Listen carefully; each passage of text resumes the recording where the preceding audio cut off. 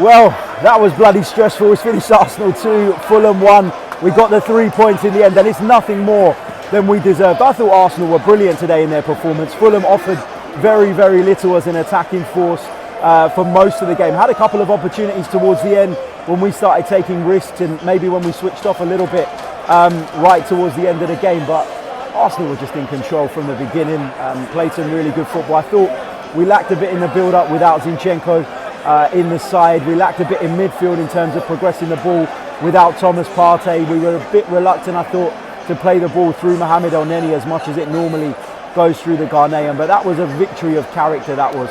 Arsenal stuck at it. Gabriel made the mistake for the Fulham goal.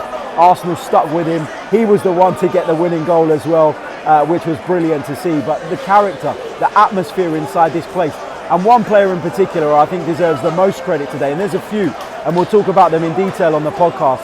But Martin Odegaard was superb. He set the tone, he was quick, he was powerful, he was skillful, he was tricky, he showed guile, he showed everything.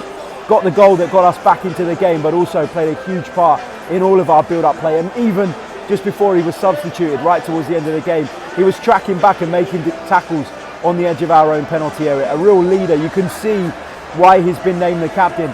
Maybe he doesn't always score enough goals. Maybe he isn't the most vocal of players, but he certainly leads by example in this Mikel Arteta side, and you can understand why the manager and the fans have warmed to him so much. Just quickly running through the team.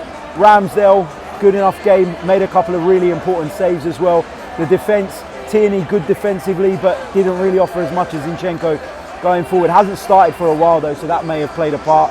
Saliba, brilliant again. Gabriel, brilliant as well, apart from that one mistake. Ben White, again, I thought had a really solid game at right back. El Neni did okay defensively, but didn't progress the ball enough for me. Xhaka, good. Odegaard, superb, the man of the match by a country mile. Saka didn't really have a great game. He didn't get an awful lot of change out of Anthony Robinson at left back for Fulham, but credit to the defender as well. And Fulham did a job on him, you felt. They always put players to double up on him. Martinelli on the other side, again, worked himself into the ground. A constant threat. And Gabriel Jesus really did put himself about, didn't he? Superb. As for the substitutes, well, Eddie Nketiah was superb today.